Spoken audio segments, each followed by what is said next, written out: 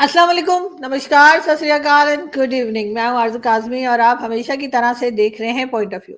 हमारे साथ जी आपके जाने पहचाने तीनों गेस्ट हैं। हमारे साथ डॉक्टर अभिषेक मिश्रा जी हैं, बहुत शुक्रिया सर, क्या जा पाए, थैंक यू सो मच। हमारे साथ हरि मोहन जी हैं, आधे सोए आधे जागे, बहुत शुक्रिया सर कि आप आए और हमने आपको परेशान किया। हम आइंदा भी करते रहेंगे, हम सुधरने वाले नहीं है, ये बताना चाह रहे थे साल के एंड में। और हमारे साथ हमारे दोस्त रोहित शर्मा भी हैं, thank you so much Rohit, क्या जा पाए, बहुत शुक्रिया। तो कहाँ से शुरू करूं मैं? हरी मोहन जी कुछ कहना चाह रहे हैं या वैसे ही? नहीं जी, मैं कुछ नहीं कहना चाह रहा, पर आप शुरू कीजिए फिर कहेंगे। ठीक है, तो सबसे पहले डॉक्टर साहब आपसे शुरू करती हूँ। हम बात करेंगे हिंदुस्तान पाकिस्तान की और 2024 का जायजा लेंगे। और क्या कहेंगे आपके? वैसे तो इसमें हमें साल इसलिए अच्छा लगता है कि डॉक्टर जयशंकर आए एससीओ मीटिंग में और उन्होंने आके जो है हमें कई उम्मीदें जगा दी, जो कि बाद में जाने के बाद तोड़ भी दी गई। लेकिन क्या कहेंगे आपके, किस तरीके से फिर हिंदुस्तान पाकिस्तान आपको नए साल में जाता हुआ नजर आ रहा है? उससे पहले मैं आरजू जी को बोलना चाहूंगा हैप्पी बर्थडे। आज आरजू जी 17 साल की हो गई हैं। जी तो आरजू जी जी हैप्पी बर्थडे आपको जी, सबकी तरफ से। आपको और जन्मदिन थैंक की यू, बहुत बहुत हार्दिक शुभकामनाएं। Thank you. तो यस, हम लोग चाहते थे कि इंडिया की तरफ से केक भेजे, पर वो बम बन जाता आपके तक पहुंचते पहुंचते। बारे डर नहीं भेजे कि बीच में कौन चेंज कर देता। तो फिलहाल आज आपका जन्मदिन है। आपको भारतवर्ष के सभी लोगों की तरफ से और मेरी तरफ से बहुत बहुत बधाई। और ईश्वर करे कि आप 1000 साल जिए और साल के दिनों 1000। ठीक है ना? 1000। Thank you so much sir, thank you कि आप लोगों ने विश किया, बहुत शुक्रिया। वैसे मैंने आज ये भी रखा था, मैंने सोचा था भी ये भी लगा लूं, फिर मैंने कहा थोड़ा ज्यादा हो जाएगा, तो फिर मैंने कहा रहने देती हूं। आज मैं थोड़ा और ये दूसरे जो स्टाइल में आपने जा रही थी। और थोड़ा ये ज्यादा जो अपने बहुत धोबी ज्यादा हो जाता। आपने जो अपने धोबी से ड्रेस किराए पे लिए, ये भी बड़ी अच्छी लग रही है। हाँ, तंबू। बड़ी अच्छी यानी लग रही हद है। हो गई यार, ये आपको तब्बू लग रहा है, इतना महंगा मेरा ड्रेस। हाँ, तो ज्यादा महंगी कपड़ा लीजिएगा ड्रेस, तो होगा ही तंबू। खैर, महंगी एनीवेज, ड्रेस देखिए हम लोग भारत और पाकिस्तान, आप वंस अगेन हमारी तरफ से Arzoo ji many many happy returns of the day. जन्मदिन की बहुत बहुत शुभकामनाएं। वार दिवसाच्या बधाई। ये थैंक यू हमारे सो यहाँ मच सर। कोंकणी में या तो मराठी में भी ऐसे बोलते हैं। बहुत शुक्रिया। तो क्या कहेंगे अभिषेक सर हिंदुस्तान पाकिस्तान के बारे में? देखिए, भारत और पाकिस्तान जो है उसके जो संबंध है उसका पूरा का पूरा जो दारोमदार है वो पाकिस्तान के ऊपर है, भारत के ऊपर कोई नहीं। पाकिस्तान जब से बना है उसकी प्रॉब्लम अपने आप से है, उसकी प्रॉब्लम दुनिया से नहीं है। ये मेरी थीसिस बहुत क्लियर है। जिस दिन भारत के पाकिस्तान के संबंध अपने आप से ठीक हो जाएंगे, अपने आप से, पाकिस्तान का संबंध सिर्फ भारत से नहीं बल्कि दुनिया भर से ठीक हो जाएगा। दुनिया में सबके संबंध ऊपर नीचे रहते हैं बिकॉज के रिलेशनशिप ऑफ इंटरेस्ट होता है, बस सिंपल सी बात है। आप ये बताइए, आज मोदी को आप क्या कहते हैं? बड़ा फासिस्ट आदमी है। मोदी आया है तो पूरी दुनिया में बवाल है, पूरा हिंदुत्व, नेशनलिज्म और ये और वो। और यही बात गांधी के लिए कहते थे, महात्मा गांधी के लिए कहते थे जिन्ना, कि ये हिंदुत्ववादी है, हिंदुत्व फोर्सेस को ला रहा है। यही बात जिन्ना के लिए कहते थे, अरे नेहरू जी के लिए भी कहते थे। कोई आपको अच्छा नहीं लगा आज तक? कोई अच्छा नहीं लगा। गांधी जी भी अच्छे नहीं लगे, नेहरू जी भी अच्छे नहीं लगे, मोदी जी भी अच्छे नहीं लगते। उसका रीजन ये है आरजू जी कि आप खुद को अच्छा नहीं समझते। आप जो है एक ऐसी आपने नैरेटिव गढ़ी है इन 24, आप मतलब मैं पाकिस्तान की बात कर रहा हूं, आप मुझे बहुत पसंद है, मुझे पता है आप बहुत अच्छी हैं। मैं आपकी बात मतलब इन वे पाकिस्तान की बात करूं तो ये जो आपने जाल बुना पाकिस्तान को जस्टिफाई करने का थ्रू एकेडमिक डिसऑनेस्टी, उस मकड़ जाल में आप खुद फंस गई। जैसे मैंने आपसे कहा कि आपने जब पाकिस्तान बनाया तो आपने कहा पाकिस्तान 712 से बना। तो आपने बेसिकली किया क्या कि जिन लोगों ने भारत को बर्बाद करने के लिए और भारत की एग्जिस्टेंस पे वो प्रहार किया था, आपने उनको बताया हम उनके सक्सेसर हैं। आपने पाकिस्तान की हिस्ट्री ये नहीं बताई कि भारत की हिस्ट्री सतत हिस्ट्री थी जो 1947 में टूटी और पाकिस्तान का जन्म हुआ। आपने कहा कि पाकिस्तान एक अलग इस दायरे में बनना शुरू हुई थी, जब इस पूरे रीजन में, इस क्षेत्र में ये आना शुरू हुआ था, क्या नाम है इसका, बिन कासिम आए, फिर गौरी आए, गजनवी आए, ये सब लोग आए, ये पाकिस्तान बना रहे थे। समझिए इस स्टोरी के नैरेटिव का कॉन्सिक्वेंस समझिए। पाकिस्तान कैसे बन रहा था? यहाँ के हिंदुओं को मारना, यहाँ की लड़कियों को मुसलमानों के बाजारों में बेचना, इसको पाकिस्तान आप कह रहे थे। यहाँ के मंदिरों को तोड़ना, इसको आप पाकिस्तान बनने की कहानी बता रहे थे। और आपने अपने लोगों को यह बताया कि हम इन्हीं कृत्यों का, इन्हीं एक्शंस का हम सक्सेसर है।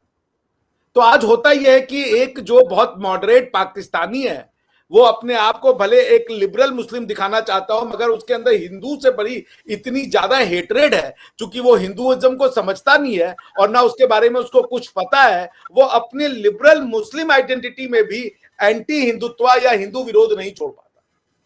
मैंने आपके बहुत सारे लिबरल मुसलमानों से बातचीत की है, जो शायद इस्लाम को लेकर के या शरिया लॉ को लेकर के उतना बहुत ज्यादा एक्साइटेड नहीं रहते, मगर उनकी हिंदू दुश्मनी में जो एक मौलाना साहब है, उनका जो डिग्री ऑफ हेट्रेड है, और जो आपके एक प्रोफेसर साहब हैं जो नॉन मौलाना है, दोनों की degree of hatred for Hinduism, for the history of India same है।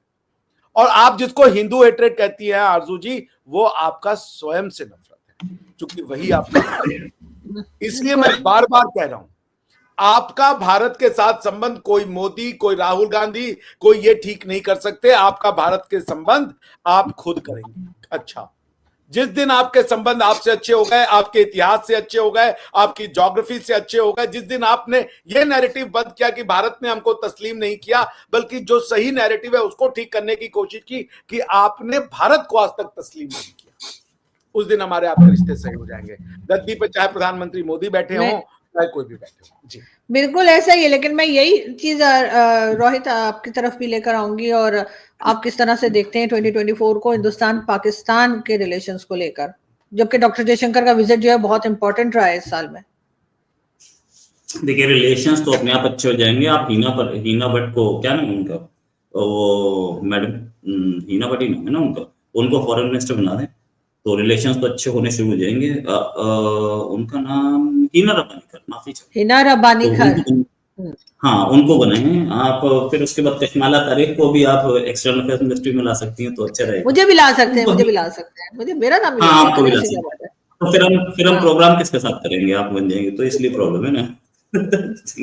यू नो, तो ये चीज देखिए, हम अब आगे देखने वाले हैं। हम अभी कुछ प्रॉब्लम्स रही, गवर्नमेंट इलेक्शंस में जा रही थी, तो हम लोगों ने देखा कि पाकिस्तान के साथ वो उस तरीके का कोल्ड शोल्डर दिखा हमें।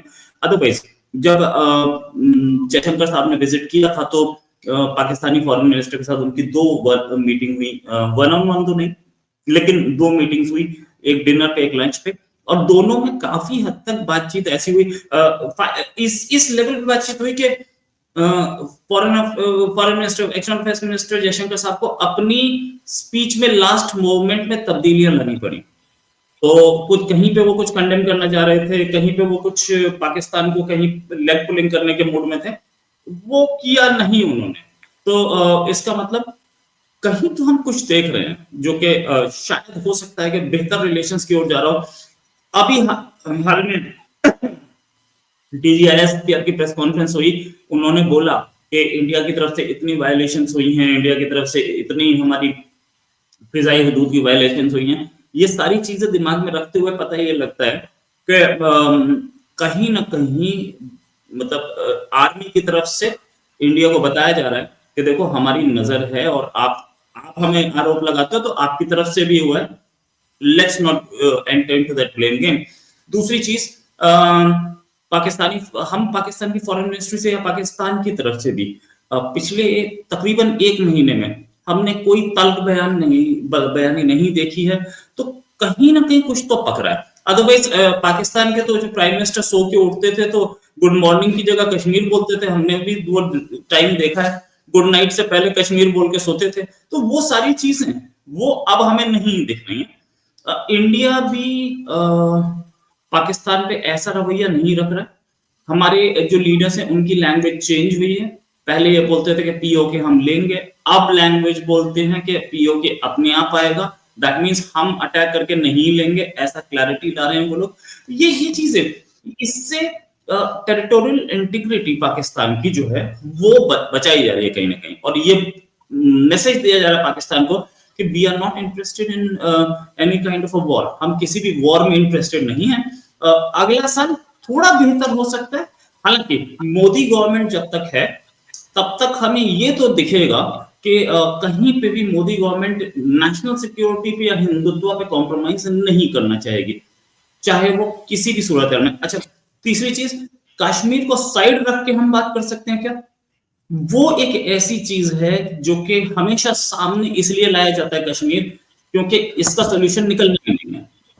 इसका सोल्यूशन निकलेगा तो वो एक्सेप्टेबल नहीं होगा। एक ही सोल्यूशन निकल सकता है कि लाइन ऑफ कंट्रोल जो है उसमें जिस एरिया उसी को बॉर्डर बना दिया, लेकिन उसके लिए कोई तैयार नहीं है, तो और कश्मीर को साइड में नहीं रखना चाहते। तो ये हमें देखेगा कि धीरे धीरे करके हम वापस आएंगे।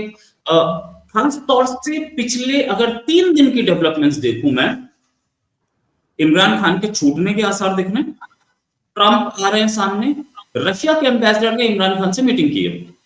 बहुत सीरियस इशू है ये, रशिया के एम्बेसडर इमरान खान से मिल रहा है, इसका मतलब इमरान खान बाहर आके बड़े ओहदे पे आ सकते हैं। तो ये चीज हम देख रहे हैं कि अगर ऐसी डेवलपमेंट्स हैं तो इंडिया से रिलेशंस जरूर बेहतर होंगे, ऐसा लग रहा है अगले साल के। हाँ, बिल्कुल हो सकता है। और वाकई में आपने जो कहा यहाँ भी यही लग रहा है कि इमरान खान की तरफ से बाहर आने का तो पता नहीं प्राइम मिनिस्टर दोबारा बनेंगे या नहीं बनेंगे, लेकिन डेफिनेटली ट्रंप के आने के बाद इमरान खान के लोगों को काफी होप हो गई है। हरिमोहन जी, ये यहाँ पे एक चीज में पुतिन का भी प्रेशर बन रहा है। पुतिन और ट्रंप में दोनों में होड़ लग रही है कि इमरान खान बाहर आएगा ही 100%, तो उसका क्रेडिट कौन लेगा? यहाँ गेम ये चल रहा है, इसीलिए एम्बेसडर पहुंचे थे, वरना 20 तारीख को तो ट्रंप आई है और ट्रंप के आने के बाद ये छूटेंगे, इसमें कोई शक नहीं है। तो और क्योंकि ट्रंप के एडमिनिस्ट्रेशन के एक सीनियर लीडर ने ट्वीट भी किया था, इसको छोड़िए, मैंने एक बहुत सीनियर से पूछा था कि ये ट्वीट क्यों किया, तो बोले पैसे लेके किया होगा। मैंने कहा तुम्हारा दिमाग खराब हो रहा है, कैसी बात कर रहे हो, पैसे लेके नहीं किया भाई, वो कहीं ना कहीं नोटिस ये दिखा रहे। और ट्रंप इस समय एडमिनिस्ट्रेशन पर हावी होते जा रहे हैं डे बाय डे। तो कहीं ऐसा ना हो कि इमरान खान को ये लगे कि ट्रंप के आने की वजह से छूटे, इसीलिए पुतिन एडमिनिस्ट्रेशन एक्टिव हो गया, एम्बेसडर मिल के आए। और ये बात एम्बेसडर मिल के आए तो ये बात गेट नंबर 4 को भी पता होगी और चाचा शरीफ को भी पता होगी, दोनों को पता होगी। और डेफिनेटली चाचा शरीफ को तो पता ही होगी। लेकिन हरिमोहन जी, आप कैसे देखते हैं 2024 को? क्या कुछ हुआ? वैसे तो खैर जैसे मैं हर बार कह रही हूँ कि डॉक्टर जयशंकर, हमारे यहाँ जो सबसे बड़ा इवेंट था वो डॉक्टर जयशंकर वाला था, क्योंकि कोई भी एक्सपेक्ट नहीं कर रहा था कि भारत से कोई आएगा, और अगर आएगा तो वो भी डॉक्टर जयशंकर। मोदी जी के बाद जाहिर है कि उनका ही नंबर आता है। आरजू जी, थैंक यू। और मोदी जी की तरफ से आपको हैप्पी बर्थडे टू यू मैं ही कह देता हूँ। Thank you. और देखिए, अगर हम इस पूरे के पूरे माहौल को देखें या मामले को देखें तो मुझे ऐसा लगता है कि आप इंडिया पाकिस्तान के रिलेशन में सबसे बड़ा अचीवमेंट डॉक्टर एस जयशंकर का पाकिस्तान विजिट 15 और 16 अक्टूबर, जहां तक मेरे को तारीख सही से याद है, उसको देख रहे हैं, जिसमें पाकिस्तान के प्राइम मिनिस्टर की पाकिस्तान के जो फॉरेन मिनिस्टर, उनकी हमारे फॉरेन मिनिस्टर के साथ एक खाना खाने की फोटो अगर देख ली जाए, तो इसके अलावा मुझे नहीं लगता कि कोई इंपॉर्टेंट डेवलपमेंट या किसी तरीके की बायलैटरल टॉक या किसी भी तरीके का ऐसा कुछ डेवलपमेंट दिखाई दिया जिसको हम ये कहें, क्योंकि हम ये कहें कि बहुत जबरदस्त पॉजिटिव है। लेकिन अगर हम इस चीज को इसे इस तरीके से देखें कि डॉक्टर एस जयशंकर जो है वो 12 या 13 तारीख तक तो ये कंफर्म भी नहीं था कि जाएंगे या नहीं जाएंगे। ये था कि किसी छोटे मोटे लेवल के ऑफिसर को भेज के कहीं ना कहीं एससीओ की मीटिंग पाकिस्तान के अंदर जो हो रही है उसे डिरेल कर सकते हैं। लेकिन मुझे ऐसा लगता है कि डॉक्टर एस जयशंकर की जो जिस विजिट की आप बात कर रहे हैं वो जिस तरीके से हुई और उसके आउटकम्स जो आए वो इम्पोर्टेंट है, क्योंकि वहां पर चाइना के foreign minister she Yang something, जो भी उनका नाम है भूल गया, ध्यान से उतरा हुआ, वो उस समय पर वहां पर प्रेजेंट थे। और हमारे विदेश मंत्री की, फॉरेन मिनिस्टर की, चाइना के फॉरेन मिनिस्टर से एक मीटिंग हुई है। क्या डिस्कशन हुई वो नहीं पता, लेकिन इतना पक्का है कि वहां पर डिस्कशन हुई। अच्छा, वहां जाने के बाद ऐसा भी पॉसिबिलिटी थी कि जयशंकर साहब जाएं और मीटिंग अटेंड करके सेम डे वापस आ जाएं। सेम डे वापस नहीं आए हैं, इसका मतलब एक थोड़ा सा भी स्टे कुछ घंटों का अगर ज्यादा है तो इसका मतलब कुछ मीटिंग ऐसी हुई है जो कि काफी ज्यादा डेवलपमेंट दिखाने वाली थी। वो दिखी 21 अक्टूबर को, जब चाइना और इंडिया के बीच में एक जो डेवलपमेंट हुआ डिसएंगेजमेंट एग्रीमेंट का, कि हाँ हम लोग डिसएंगेज करते हैं और पीछे मतलब थोड़ा थोड़ा जो फायरिंग रेंज है उसे पीछे की तरफ हटते हैं, और जो इलाका हमने एक दूसरे का बीच में आके कब्जा लिया उसे पीछे उसे खाली कर देते हैं और पेट्रोलिंग शुरू कर देते हैं। उसके बाद मोदी और शी जिनपिंग मिलते हैं, जो एक पॉजिटिव एटमॉस्फेयर में कजान के अंदर मिलते हैं। तो मुझे ऐसा लगता है कि 15-16 अक्टूबर की जो मीटिंग है वो इतनी हो सकती है कि थोड़ा सा जो टेम्परामेंट था या गुस्सा था उसे डाउन किया जाए, लेकिन इतनी इंपॉर्टेंट नहीं है कि उसने सब कुछ अपसाइड डाउन कर दिया। और सबसे बड़ा अचीवमेंट हाँ ये है कि जब कुछ हो ही नहीं रहा था पिछले 7-8 साल से, उसको पॉजिटिव फॉर्म में देखा जा सकता है कि यार कोई तो आया। क्रिकेट टीम नहीं गई उसके बाद भी, क्योंकि मेरे हिसाब से उनके जाने के बाद अगर क्रिकेट टीम तो कम से कम चली जाती तो बहुत पॉजिटिव रहता और आरजू खुश होती, लेकिन मुझे ऐसा लगता है कि वो भी नहीं गई। इसका मतलब ये कि कुछ ऐसी डेवलपमेंट नहीं हुई जो कि हम ये कहें कि नहीं भाई ये तो बिल्कुल अपसाइड डाउन टाइप की। अच्छा, दूसरा, इसमें पूरा साल इंडिया पाकिस्तान के रिलेशंस को 3 पार्ट्स में अगर हम देखें, बहुत मोटा मोटा 3 पार्ट्स में, तो आपका जनवरी के अंदर जो लड़ाई झगड़ा हुआ, डिशुम हुआ ईरान के साथ,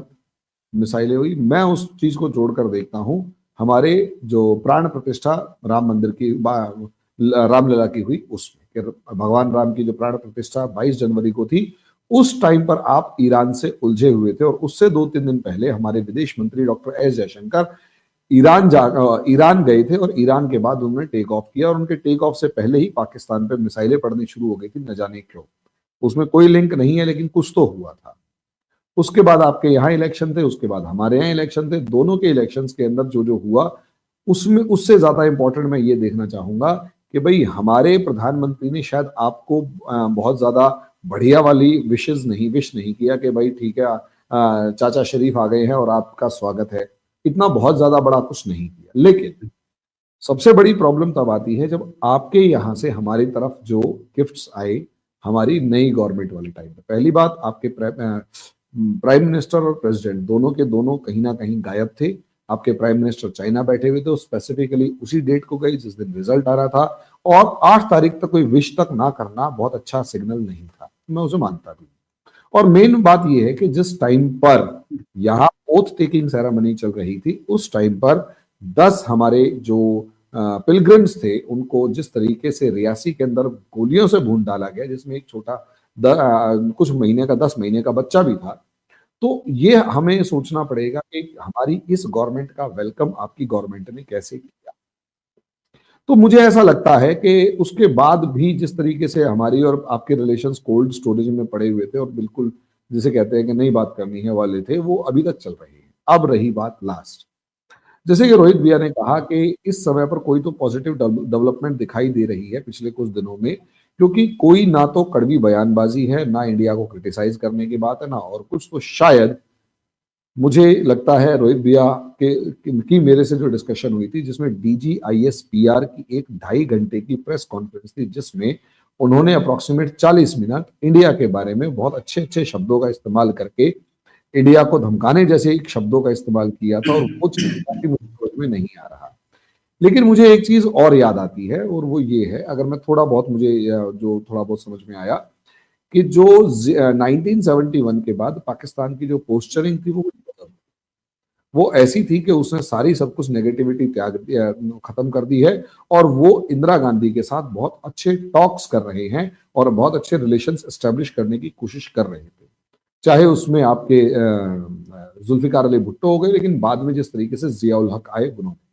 अच्छा, जियाउल हक की फिलॉसफी ये थी कि इंदिरा गांधी के साथ तो बातचीत बहुत अच्छी करो, लेकिन पीठ में किस तरीके से छुरा घोपो, पीठ में छुरा इस तरीके से घोपो कि जितना भी हमारे यहाँ के जो प्लेन्स हाईजैक हो रहे हैं, कुछ भी हो रहे हैं, वो पाकिस्तान जा रहे हैं या पाकिस्तान के आसपास ही किसी कंट्री के अंदर जा रहे हैं। लेकिन जब बाद में इस चीज का खुलासा हुआ तो पता लगा उन सबकी रूट्स जो है वो पाकिस्तान में थी। मुझे पता नहीं क्यों ऐसा लग रहा है कि 5 अगस्त के बाद नवंबर और दिसंबर, खासकर अक्टूबर में जिस तरीके से डॉक्टर एस जयशंकर पाकिस्तान होके आए, नवंबर और दिसंबर 2 महीने में क्रूशियल मानता हूं। 11 नवंबर जिस दिन पाकिस्तान की तरफ से एक शिप कराची से निकलता है और शायद अगर मैं सही हूं तो 20 नवंबर को वो चिटगांव पहुंचता है। उसमें इंडियन एजेंसीज का कहना है और जो दावा है कि वहां पर आर्म्स एंड एम्यूनिशन पाकिस्तान की तरफ से पहुंचे और 100 के करीब टेररिस्ट जो हैं वो बांग्लादेश पहुंचे। दूसरा, उसके बाद जिस तरीके से बांग्लादेश और आपकी एंगेजमेंट बढ़ रही है, एक तरफ पाकिस्तान इंडिया के साथ मुस्कुरा के प्यार से यूं कहीं नैन मटक का आंख मटका रहा है और प्यार से बात कर रहा है कि इंडिया भैया हम तुम्हारे साथ है, अब टेंशन ना। और दूसरी तरफ जिस तरीके से वो बांग्लादेश के साथ पींगे बढ़ा रहा है और अपनी पनिशमेंट कर रहा है, मुझे थोड़ा सा डाउट है और मैं इतना भरोसा पाकिस्तान पे कर नहीं सकता। जी बिल्कुल, मैं बल्कि बांग्लादेश की तरफ ही जाने लगी थी इस वाले कह लीजिए कि हिंदुस्तान पाकिस्तान वाले राउंड के बाद, और मैं अभिषेक सर से यही पूछने वाली थी कि इस साल 2024 में जो हमने चीज देखी जो कि किसी ने शायद सोची नहीं होगी, और वो ये कि बांग्लादेश और पाकिस्तान जो है वो फिर एक साथ नजर आने लगे हैं बहुत ज्यादा। यहाँ तक कहा जा रहा है कि शायद पाकिस्तान में ये भी कहा गया कि अब बांग्लादेश के लोगों को एहसास हो रहा है कि उन्होंने गलत किया था 71 में। क्या लग रहा है आपको ये चीज जो हुई है बांग्लादेश और पाकिस्तान की जो दोस्ती दोबारा से हम देख रहे हैं, क्या ये लोग सोच रहे थे या बिल्कुल आप समझते हैं कि एक अलग सी चीज निकल कर आई है जो किसी ने सोची नहीं? मुझे नहीं लगता कि ये कोई नई चीज है। आप इंडिया पाकिस्तान के मैच देख लीजिए, उसमें बांग्लादेशी किसको सपोर्ट करते थे। आप मैं इंडिया से बाहर भी रहा हूं और वहां पे जो बांग्लादेशी और पाकिस्तानी होते हैं उनके बीच में बहुत अच्छी भावनामी होती है। देखिए, इस्लाम जो है वो एक बैंडिंग फिगर है। बांग्लादेशी और पाकिस्तानी कहना उनको ये जो सच्चाई है उस पर तो धूल झोंकने की बराबर होती है। इस्लाम उनको साथ में जोड़ता है। वो बंगाली और पंजाबी होने के नाते तो नहीं जोड़ना चाहते, बल्कि बंगाली और पंजाबी होने के नाते तो वो एक दूसरे से नफरत करते हैं। भाई, पूरा का पूरा मैटर हुआ क्या था कि पंजाबियों ने कहा बंगालियों को अपने ऊपर राज करने नहीं दे सकते। तो पॉइंट है कि इस्लाम की जो जब तक ग्लू, इस्लाम का जो वो है वो तो एक च्युइंगम है। शुरू में बहुत मीठा लगता है, पर जब वो सिर्फ च्युइंगम आप खा लेते हैं बाद में वो मुंह दर्द करने लगता है। That exactly will happen. आप ये जो आप समझ रही है, क्या आपको लगता है भारत के अंदर पाकिस्तान प्रेम नहीं है? भाई बेइंतहा पाकिस्तान प्रेम है भाई। उसका कारण इस्लाम है, उसका कारण भारत, पाकिस्तान और मुसलमान और बांग्लादेश का जो मुसलमान है वो नहीं मानता नेशन स्टेट को। उसकी हमारे यहाँ प्रियंका गांधी जी अभी संसद में गई थी, पैलेस्टाइन का वो लेकर के कैरी बैग क्यों लिया था उन्होंने? क्योंकि वो जिस कॉन्स्टिट्यूएंसी से जीत के आ रही है वायनाड, वो मुसलमान की कॉन्स्टिट्यूएंसी है। उन्होंने जेरूसलम का नहीं लिया, उन्होंने हाइफा का नहीं लिया, उन्होंने यहूदियों के दुख का नहीं लिया, पर उन्होंने मुसलमानों के दुख का वो क्यों उठाया? भाई पैलेस्टाइन है तो वो प्रो इजराइल भी लेके जा सकती थी, वो क्यों नहीं लिया उन्होंने? तो भारत के वो देखिए, फिर मैं कह रहा हूं, बांग्लादेश का मुसलमान हमेशा से पाकिस्तान के साथ था। जमाते इस्लामी हमेशा से पाकिस्तान के साथ थी। जमाते इस्लामी के लोगों को बांग्लादेश इंटरनेशनल क्रिमिनल ट्रिब्यूनल बना करके अवामी लीग ने उनको वो किया, प्रोसिक्यूट किया और उनको सजा दिलवाई। यही उनकी शिकायत है। जब अवामी लीग सत्ता में थी तो भी क्या आप समझते वहां हिंदुओं की पॉपुलेशन बढ़ रही थी? 24% से घट के 7% हो गई। अवामी लीग की भारत के साथ दोस्ती जो थी वो सत्ता की रूप में थी, समाज के रूप में थोड़े थी। बांग्लादेश का समाज मैं एक बात और जी जी जी जी एक बात और आप कह रहे थे।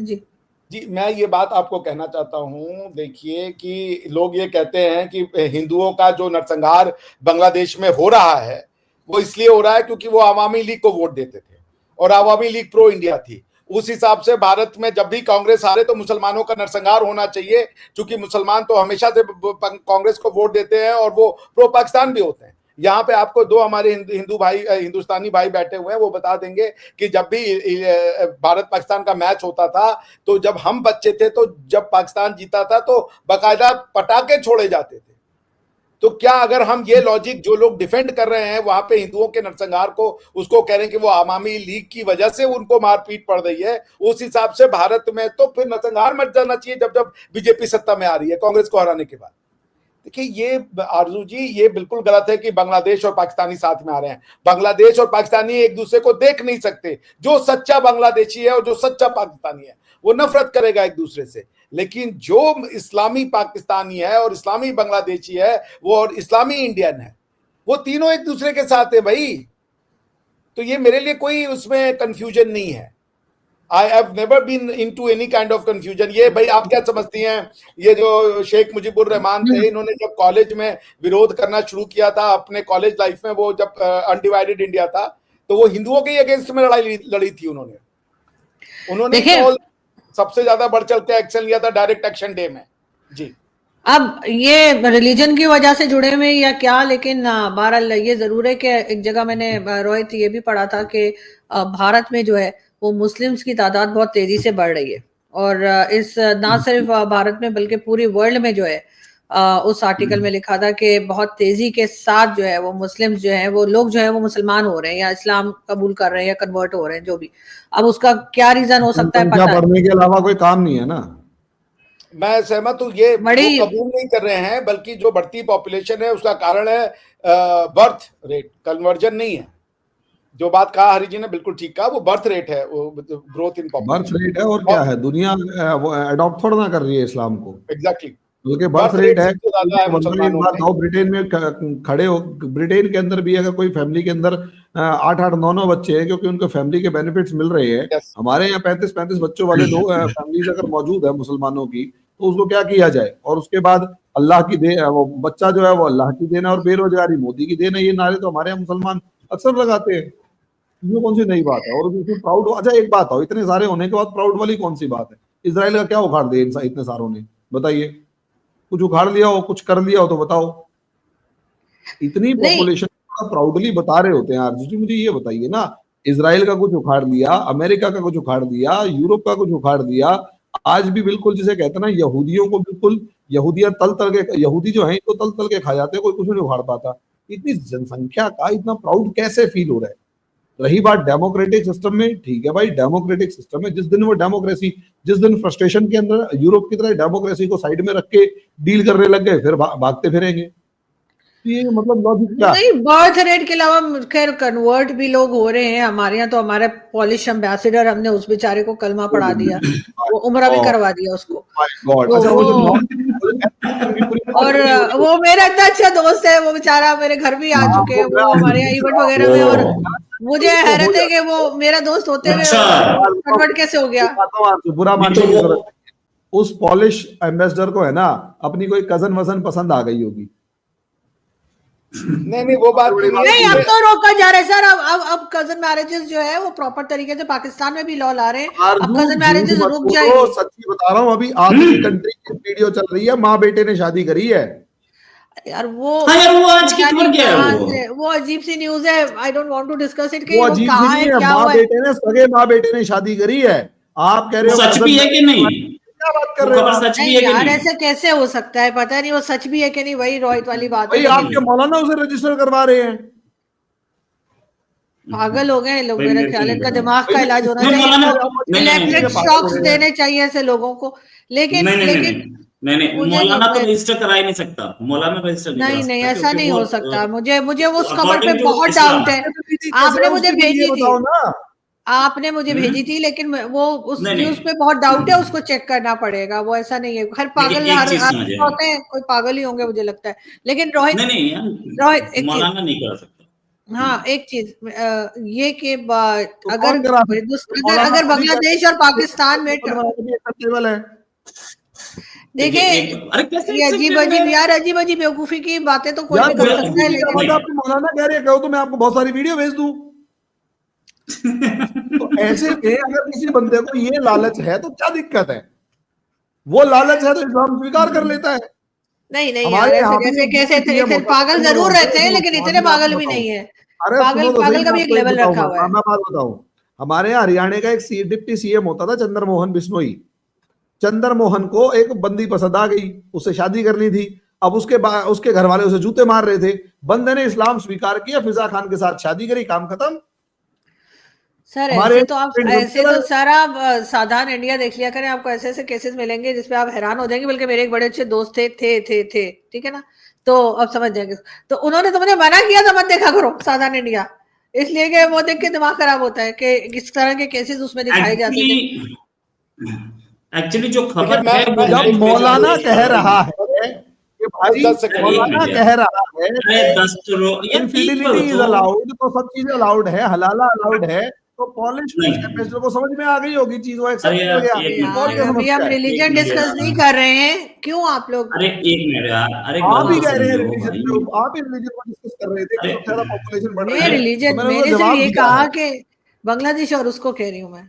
जी जी जी जी रोहित, मैं ये बोल रहा हूँ कि जो मुझे खबर मिल रही है वो ये है कि 18 साल बाद एक बेटे ने अपनी माँ की दूसरी शादी करवाई, ये खबर मिल रही है। वो बेटे ने माँ से शादी कर ली। ऐसा तो इस्लाम में भी महरम और गैर महरम का है, और उसमें कौन कौन शादी कर सकता है वो क्लियरली मेंशन्ड है। बेटे हाँ, से शादी नहीं हो सकती। मैं नहीं सुबह हो से इस सकती, खबर को नहीं हो जान रहा सकती, हूँ, नहीं हो सकती, नहीं हो सकती। कोई मौलाना नहीं चलो करवा नहीं सकता। हो देखिए सकती है हाँ। तो मतलब वो मौलानाओं की उन वीडियो का क्या, जो मतलब हलाला से एक लेकर मिनट, पता नहीं क्या क्या डिफाइन कर रहे हो।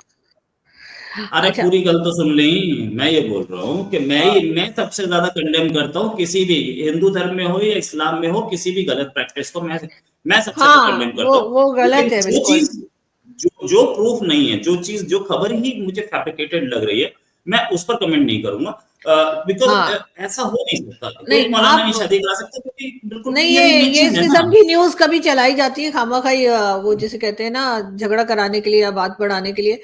लेकिन ये कि रोहित, बांग्लादेश पे अगर आप बात करें हाँ, तो बांग्लादेश में मैं ये बात कर रहा था कि बांग्लादेश जो है वो पाकिस्तान से जितनी अच्छी दोस्ती कर लो, हमें कोई प्रॉब्लम नहीं है। इतनी अच्छी दोस्ती वो मुइज्जू चाइना से कर रहा था, तो 10 दिन बाद आ गया कटोरा लेके इंडिया में। Don't worry, be happy. आप कहाँ जाओगे, है ना, कहाँ जाओगे? बांग्लादेश का एक शिप गया बांग्लादेश में, दूसरा शिप गया। अरे यार, बांग्लादेश क्या सोच रहा है? मतलब वो ये सोच रहा है कि पाकिस्तान उसकी नैया पार लगा देगा। अरे नैया पार तो पाकिस्तान अपनी नहीं लगा सकता, तेरी क्या लगाएगा मुन्ना। अच्छा, दूसरी चीज ये कि बांग्लादेश में जो एक, सही है। फ्रैंकली स्पीकिंग, बांग्लादेश में एक मोहम्मद यूनुस बैठे हैं, जो कि जिसे बताऊं ना, एक डाकू आके बैठा है, वो कुर्सी चोरी करके बैठा है, उसको कोई मैंडेट नहीं है।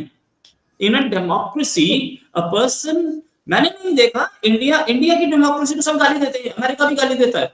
मैं सिर्फ एक चीज पूछता हूं कि बुश वाला इलेक्शन क्या सुप्रीम कोर्ट ने डिसाइड नहीं किया था? उनका किया था, ठीक है।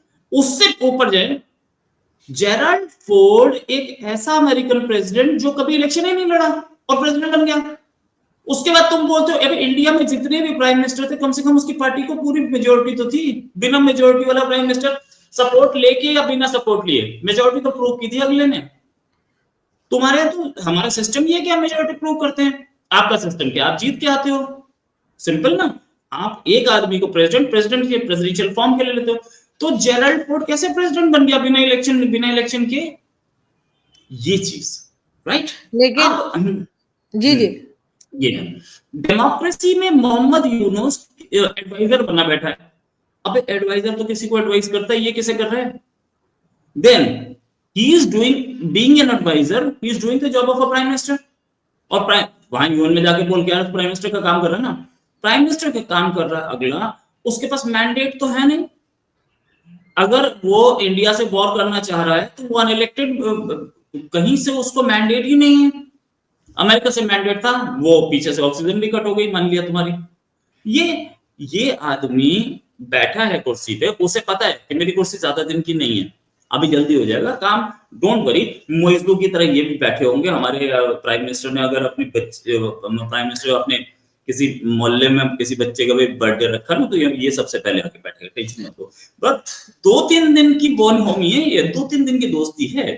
पाकिस्तान की किसी मुसलमान कंट्री से बनती नहीं है। आपके पड़ोस में है ना अफगानिस्तान, कितनी प्यारी दोस्ती चल रही है, और उसके पड़ोस में एक ईरान है, उससे भी कितनी प्यारी दोस्ती चल वो रही है। ऐसा ही है सर, अगर हमें किसी से प्यार होता है तो हम उसके ऊपर भी 2 मिसाइल मार देते हैं, तो बस उसे पता लग जाता है हमें प्यार है।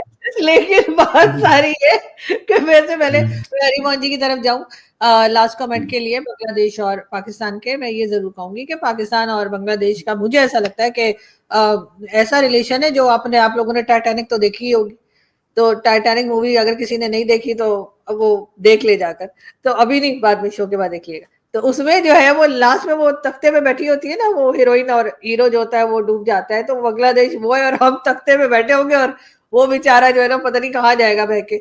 तो इसलिए हमारा रिलेशन कुछ उस तरह का है बांग्लादेश के साथ। लेकिन क्या क्या रिमोन जी, मतलब बांग्लादेश से हमारी दोस्ती होगी, आप लोगों को क्या प्रॉब्लम है? हाँ, हमें कोई प्रॉब्लम नहीं है। हमारे बस बॉर्डर हमने जैसे आपके यहाँ आपके जैसे सिक्योर कर रखे हैं, उससे ज्यादा सिक्योर करने पड़ेंगे हमें। वहां पर थोड़ी सिक्योरिटी बढ़ानी पड़ेगी, क्योंकि जैसे आपके यहाँ से दो चार आते हैं, वहां से तो मतलब चींटियों की पूरी फौज आएगी और एक एक दो को संभाल पाना बड़ा मुश्किल होगा। मैं तो कह रहा हूँ बहुत पहले जो अच्छा। आ रही थी, पहले जो आ रही थी तब प्रॉब्लम नहीं थी आपको? आधे से ज्यादा सर, आधे से ज्यादा बांग्लादेश पहले से आपके यहाँ बैठा हुआ है, तब आपको मैं प्रॉब्लम वही नहीं तो थी। चीज कह रहा हूँ ना, बहुत अच्छा हुआ इंदिरा गांधी ने गलती करी थी बांग्लादेश को अलग करवा के। आज भी अगर वहां पाकिस्तान होता तो जिस तरीके से हमारा इधर की तरफ बॉर्डर है, उतना ही स्ट्रांग, उतना ही खतरनाक बॉर्डर हमारे को सिक्योरिटी की फॉर्म में बांग्लादेश के साथ लगाना होता और इतना बढ़िया लेवल होता कि जितने 5 करोड़ जो है ना हमारे यहाँ घुसे बैठे हुए हैं, घुसपैठिए इलीगल फॉर्म में और हमारे कंट्री को नुकसान पहुंचा रहे हैं, एक भी ना होता और पकड़ पकड़ के इनको भगा रहे होते, वही बॉर्डर पे ही गोली मार देते। प्रॉब्लम क्या आ रही है कि चलो ठीक है, जो हुआ सो हुआ, एक प्राउड वाला मोमेंट है कि 93,000 ने अपनी पैंट उतार के रख दी तो वो टूट गया। मतलब ये हुआ ये था कि तोड़ना नहीं था, टूट गया। सबसे बड़ी बात ये थी, तोड़ना नहीं था। अब हमें क्या पता पाकिस्तानी जो है वो मतलब पैंटे छोड़ के भागना शुरू कर देंगे और कहेंगे भाई, वो जनरल नियाजी जो वो कहेगा भाई हमारे बस की नहीं है और सरेंडर करने में वो बांग्लादेश जो वो बन जाएगा। हमें बिल्कुल इच्छा वो नहीं थी, हमारी तो गलती हो गई भाई। एक आदमी है वो लड़ रहा है, वो लड़ते लड़ते शीशा टूट गया, अब क्या करेगा उसमें? टूट गया, वो था इतना कमजोर, फ्रेजाइल था वो। अब प्रॉब्लम ये आ रही है कि चलो ठीक है, हम तो चाहते हैं बांग्लादेश पाकिस्तान के साथ इतने घनिष्ठ संबंध बनाए, इतनी स्ट्रॉन्ग रिलेशंस बनाए कि हमारे यहां पर एक भी मिले तो हमारे को बिना किसी समय प्रॉब्लम के उसे सीधा लात मार के ना वो मतलब फुटबॉल की तरह बॉर्डर के पार फेंके। एक बात। दूसरी बात, बॉर्डर फेंसिंग इतनी जबरदस्त कर दे कि एक चूहा भी वहां से वापस ना आ पाए, और जैसे ही कोई बॉर्डर पे खड़ा हुआ दिखाई दे, हमारे बॉर्डर के जो गार्ड्स होते हैं ना, अभी क्या होता है ना, अभी देखना पड़ता है इन बेचारों को कि यार देखो कोई इशू क्रिएट ना हो जाए, दोस्ती है फिर तो दोस्ती खत्म हो जाएगी ना। और उसके बाद जो बॉर्डर पे दिखे धैड़ गोली मारेंगे और बहुत स्ट्रिक्टनेस हो जाएगी, तो वो जो रिलैक्सेशन वाला पार्ट था वो खत्म हो जाएगा। और जो अभी तक एक जो थोड़े मामला सेटल चल रहा था, वो बिल्कुल स्ट्रिक्टनेस आएगी और उससे जो इंडिया को फायदा होगा, मैं तो मानता हूं होना चाहिए। और उसके बाद पता क्या होगा आरजू जी, मैं तो चाहता हूं एक तरीके से एनिमी या हॉस्टाइल कंट्री बने। जैसे ही एनिमी स्टेट बनेगा और कल को कोई प्रॉब्लम आती है तो कम से कम हम उसे पाकिस्तान की तरह ट्रीट तो कर पाएंगे। अब लोग कहते हैं इससे क्या होगा, हमारे दुश्मन जो है हमारे बॉर्डर पे आ जाएंगे और सब चीजें। देखो, दुश्मन बॉर्डर पे आ जाएगा, औकात के अनुसार दुश्मन होते हैं, ये साफ बात है। और अगर आप घिरे हुए हो ना तो सिंपल सी बात है, फिर चारों तरफ लड़ना होता है। चाइना है ना, चाइना के चारों तरफ सारे दुश्मन बैठे हुए हैं, फिर भी वो उतनी तरक्की कर रहा है। हम यहाँ दोस्त बनाने के चक्कर में मरे रहते हैं, कम से कम ये कंफ्यूजन दूर होगी। मैं तो इस सोच रहा हूँ, हालांकि डिसएग्री करेंगे, लेकिन मैं इस एक्सटेंट तक अब सोचना शुरू कर चुका हूं कि मुझे ये समझ में नहीं आ रहा हम दोस्ती के नाम पे उलझे क्यों हुए। जब ये मानने को तैयार नहीं है, मेरा पड़ोसी मानने को तैयार नहीं है, तो मैं उसे अपने गले लगा के दोस्त बनाने के चक्कर में ये अहिंसा परमो धर्मा गांधी वाली फिलॉसफी फॉरेन पॉलिसी में क्यों अपनाऊं? भाई सीधी सी बात है, अगर तू जैसा टिट करेगा मैं वैसा ही टिट फॉर टैट करूंगा। तुम अगर किसी हॉस्टाइल कंट्री को बुलाओगे तो मैं वैसा ही करूंगा जैसा मेरे को सही लगेगा, क्योंकि मैं तुमसे वैसी ही ट्रीटमेंट करूंगा। दुश्मनी फिर ठीक है, वी विल डू, कोई दिक्कत नहीं है। मैं परेशान हूं तो तुम भी परेशान होगे, प्यार से बात करनी तो बताओ। भाई सीधी सी बात है, मुझे आज तक समझ में नहीं आई श्रीलंका के साथ हम्बन टोटा के मामले में इतना शांत कैसे बैठे हुए थे। मान जा क्यों मान जा भैया, मुझे पसंद नहीं है। अगर तू बुलाता है तो आई एम हॉस्टाइल, काम खत्म, बुला ले उसको और उसी के भरोसे रहे। मुइज्जो को ठीक किया ना, ये रोहित भैया बिल्कुल ठीक कह रहे, मुइज्जो को ठीक किया ना, श्रीलंका को भी इस तरीके से ट्रीट करना था ना, तो वो नहीं कर रहे, वो मुझे समझ में नहीं आ रहा फ्रेंकली। अगर वो हॉस्टाइल होते तो भैया मैं भी हॉस्टाइल हूं, मेरे को अगर प्रॉब्लम होगी तो क्योंकि मेरे से तेरे को ज्यादा प्रॉब्लम होगी, करो। अच्छा, आज के दिन क्या हो रहा है, सार्क को दोबारा खड़ा कर रहे हैं। कौन खड़ा कर रहा है? केपी शर्मा ओली। कौन खड़ा कर रहा है? बांग्लादेश। कौन खड़ा कर रहा है? पाकिस्तान। सार्क को खड़ा कर रहे हैं। ठीक है, केपी शर्मा ओली को आज तक टाइम नहीं दिया, जा मत था। ये एटीट्यूड पहले क्यों नहीं दिखा रहे? वो उसकी फॉरेन मिनिस्टर यहां पर 3 दिन आगे रह के चली गई, डॉक्टर एस जयशंकर को बार बार कह रही है साहब हमने सर मिल लो, कि नहीं मैं नहीं मिलता। फिर उसके बाद जी किसी बड़े ब्यूरोक्रेट से मिलवा दोगे जी, उससे भी नहीं मिलवाऊंगा। किसी डिप्टी मिनिस्टर से मिलवा दो, उससे भी नहीं मिलवाऊंगा, कोई नहीं मिलेगा। बिना किसी छोटे से छोटे ऑफिसर से बिना मिले चुपचाप वापस चली गई। ये एटीट्यूड दिखा रहे हैं ना आज, वो पहले क्यों नहीं दिखा रहे थे? भैया चाइना की गोद में जाके बैठना है, अमेरिका की गोद में जाके बैठना है तो बैठो, फिर हम वैसे ट्रीट करेंगे। और बांग्लादेश जिस तरीके से ट्रीट हो रहा है, ठीक है, हमारे लिए एक ईस्ट पाकिस्तान पहले भी था, हम ज्यादा सुखी थे। बांग्लादेश बनने के बाद 5 करोड़ हमारे घर में घुस गए ना, उससे हम परेशान हैं। ठीक है, अब दोबारा वो ईस्ट पाकिस्तान बनता है तो ज्यादा सुखी होंगे। कम से कम सामने वाला हमें पता होगा ये दुश्मन है, गोली मार दो, काम खत्म। कंफ्यूजन नहीं हो, दोस्त के भेष में दुश्मन आ रहा होगा, वो खतरनाक है, जो हमारे पीठ में आके छुरा घोंपता है।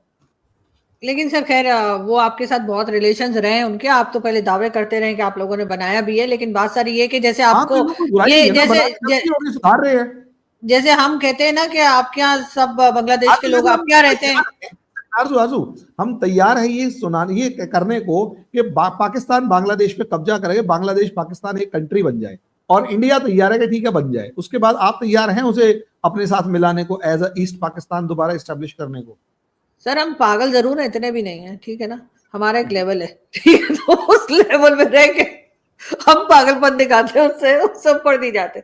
तो लेकिन बात सारी है कि जैसे आपके यहाँ बहुत से बांग्लादेश के लोग मौजूद हैं, इसी तरह से हमारे यहाँ भी बहुत से टीटीपी के लोग हैं। तो ये मत सोचिए कि टीटीपी वाले आ जाएंगे और कब्जा कर लेंगे, ये बिल्कुल ऐसे ही जैसे आप बॉर्डर को सील कर दें, ये कर दें।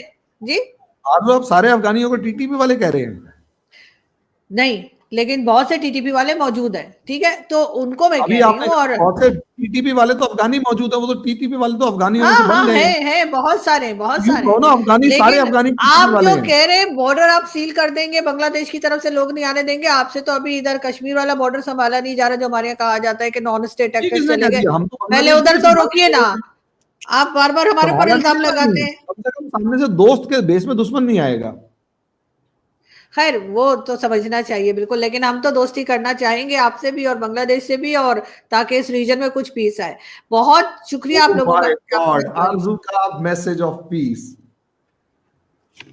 ये वाला पीस